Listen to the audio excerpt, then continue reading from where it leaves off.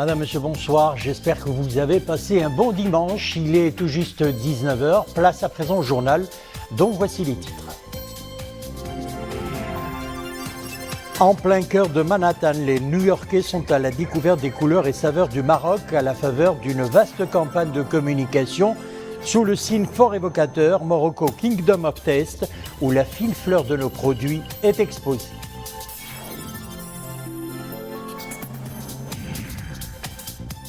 L'enthousiasme de notre jeunesse est toujours aussi éclatant, le train de la vaccination est toujours aussi soutenu. Près de 59% ont verrouillé leur schéma vaccinal. L'objectif de l'immunité collective est plus proche que jamais.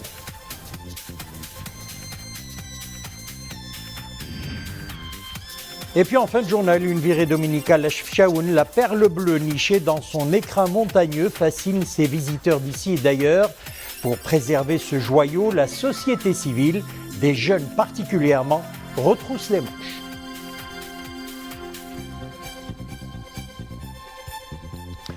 En plein cœur de Manhattan, le Morocco Kingdom of Taste y a pris ses quartiers. L'offre gastronomique marocaine et produits du terroir sont en campagne de promotion à New York et sont invités à venir visiter et déguster des spécialités uniques par leur saveur, conçue par la chef marocaine Yasmina Six. Une manifestation organisée par Morocco Foodex, l'établissement autonome de contrôle et de coordination des exportations. Depuis New York, nos envoyés spéciaux Dominique Orlando et l'Arbiniri.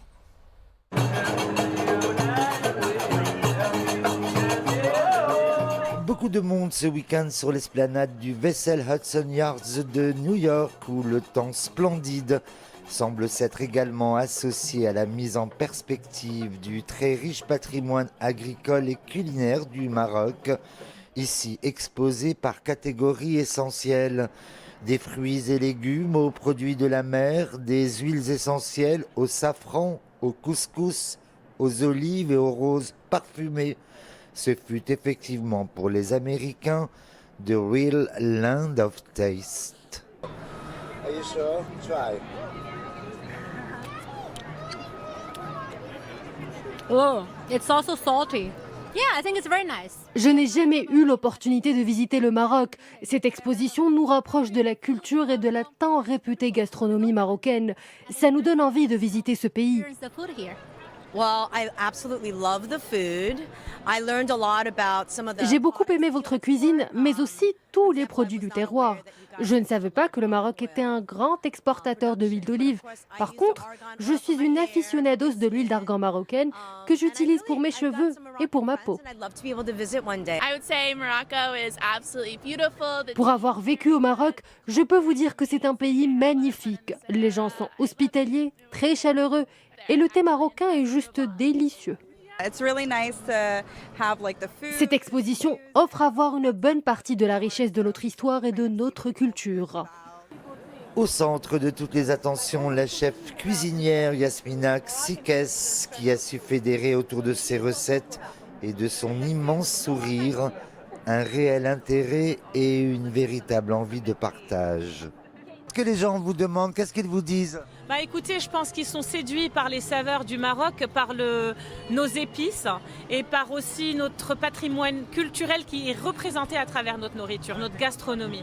Je pense que la gastronomie marocaine a besoin d'être encore dans le forefront, un peu partout. Et c'est génial en tout cas de voir les réactions des gens. C'est chouette. La magnificence des saveurs et de l'hospitalité marocaine a ainsi opéré tout ce week-end sous nos yeux à New York. Une brise venue du lointain, à la fois nécessaire et réconfortante. Retour chez nous, la pénurie de certains médicaments s'aggrave à l'échelle nationale. Les officines sont dans l'incapacité de répondre à la demande des patients inquiets. Face à cette pénurie chronique, les pharmaciens tirent la sonnette d'alarme. Voyons ce reportage à Fès de Abdelhamid Jebran et le récit est signé Marie Messi. Trouver son médicament relève parfois du parcours du combattant. C'est le cas de ce patient contraint à faire le tour de sa ville, Fès. En vain, son médicament est en pénurie chronique. La plupart du temps, il m'est difficile de trouver le médicament recherché. Les pharmaciens de la ville sont souvent en rupture d'approvisionnement, ce qui m'oblige à retourner chez mon médecin pour me prescrire un traitement équivalent et surtout disponible. En plus de l'impuissance, c'est l'embarras chez le pharmacien. Difficile pour lui de gérer les manquants au quotidien. Pour le moment, les médicaments qui manquent et qui sont dus soit à un manque de stock ou un manque de matières premières pour le fabriquer, ça c'est un problème qu'il faut voir à long terme. Pour faire face à la rupture de certains médicaments, les pharmaciens réclament le droit de substitution. Le médecin prescrit un médicament et ce médicament n'est pas disponible ponctuellement et chez à peu près tout le monde, toutes les pharmacies de la ville. À ce moment-là, le pharmacien est suffisamment qualifié pour substituer à ce médicament qui manque ponctuellement un autre médicament qui est équivalent. Nous avons remonté un dossier revendicatif au ministère de la Santé. Le pharmacien réclame le droit de délivrer un médicament à la place de celui prescrit par le médecin. C'est le moyen de combler la pénurie au sein même de l'officine et faire du pharmacien un acteur majeur de la sécurité médicamenteuse.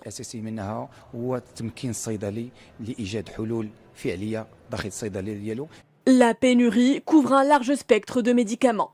Méthotrexate en l'occurrence, un médicament vital pour soigner des maladies chroniques comme le cancer. Ce chiffre à présent, plus d'1 788 000 élèves sont aujourd'hui primo-vaccinés. La vaccination des 12-17 ans se poursuit à un rythme soutenu. L'administration de la seconde dose, qui a démarré il y a quelques jours, a permis la vaccination complète pour plus de 59% de cette catégorie d'âge. Le nombre des centres de vaccination est passé d'ailleurs de 419 à 700 afin d'accélérer la cadence de la vaccination de la population scolaire. Voyons ce reportage. Exemple à Dakhla, Mohamed Ria, Salah Hargibi, Oumaïma Ramli. Animé par la volonté de regagner les bancs de l'école dans des conditions normales, comme tous les moins de 18 ans, ce jeune lycéen a tenu à se faire vacciner. J'accompagne mon fils. C'est rassurant pour les parents de faire vacciner leurs enfants avant la reprise des classes. Nous espérons un retour rapide à la vie normale.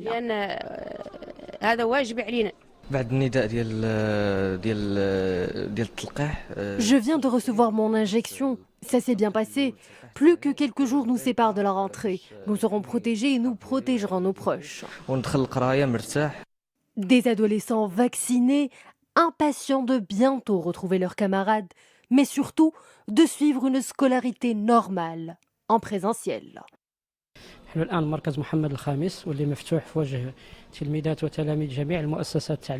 Les élèves affluent de toutes les communes avoisinantes, de quoi envisager la rentrée avec optimisme. Notre priorité, c'est d'assurer une reprise sûre à tous les élèves, et c'est justement pour cela que nous invitons tous les 12-17 ans à se faire vacciner. Près de 60% des 12-17 ans sont désormais primo-vaccinés, soit près d'1 800 000 élèves. Covid-19 à présent, le point sur les principaux indicateurs. Un total de 734 nouveaux cas et 35 décès recensés pendant les dernières 24 heures. Les cas actifs suivent toujours une tendance baissière. Ils sont redescendus à 16 466. Les cas sévères ou critiques ont atteint 1148. Pour ce qui est de la vaccination, le nombre de primo-vaccinés avoisine désormais les 22 millions. Celui des personnes complètement vaccinées dépasse les 18 375 000.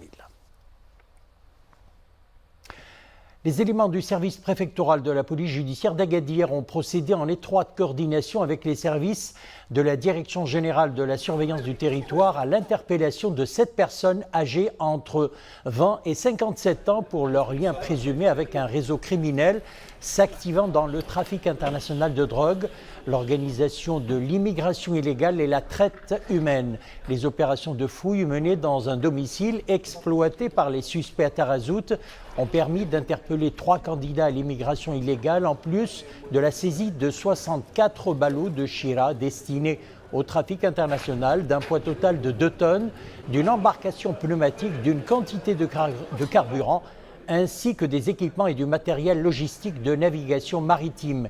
Et la DGSN de conclure que les mis en cause ont été placés en garde à vue à la disposition de l'enquête judiciaire menée sous la supervision du parquet compétent pour élucider les éventuelles ramifications et les complices impliqués dans cette activité criminelle. Mondial de futsal, et là on parle sport, ils ont tenu tête au quintuple champion du monde en quart de finale. Le Brésil prive les Lions de l'Atlas d'une place méritée en demi-finale. La sélection marocaine a été battue de justesse par 1-0. L'unique réalisation de la rencontre a été signée par Ricardo sur coup franc à la 11e minute. Notez par ailleurs l'excellente prestation du gardien marocain Reda Khiyari, qui a été un mur presque infranchissable face au tir brésilien.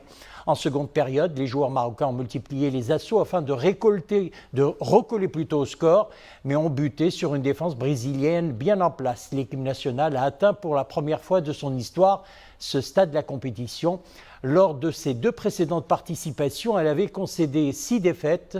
Les hommes de Hichem Dgig ont écrasé au premier tour les îles Salomon 6-0, fait match nul face à la Thaïlande, 1 but partout et 3 partout face au Portugal.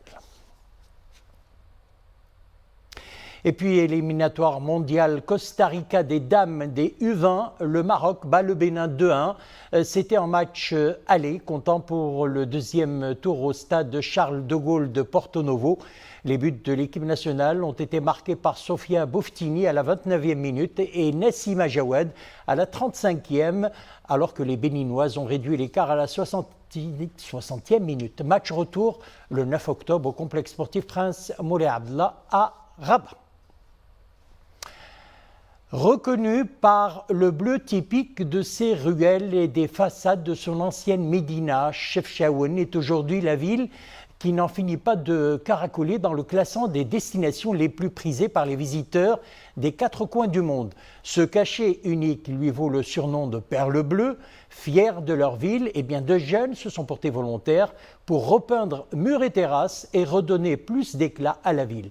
Abdelali Gnouni, Zakaria Moukin Billah, Mariam El-Missi. Depuis quelques jours, Mustapha s'active à repeindre les façades de sa ville en bleu. Résident du quartier, il a tenu à donner un coup de jeune à ce magnifique bleu qui fait la réputation de Chaouen.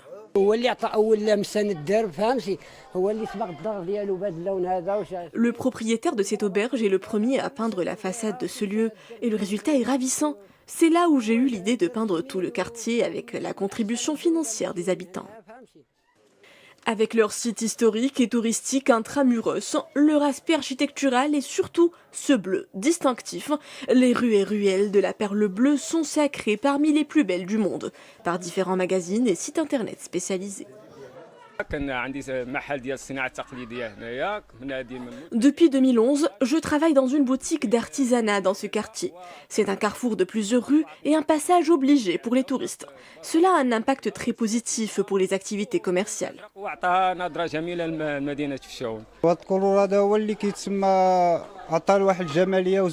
Depuis longtemps, Chefchaouen est connu pour sa couleur bleue typique.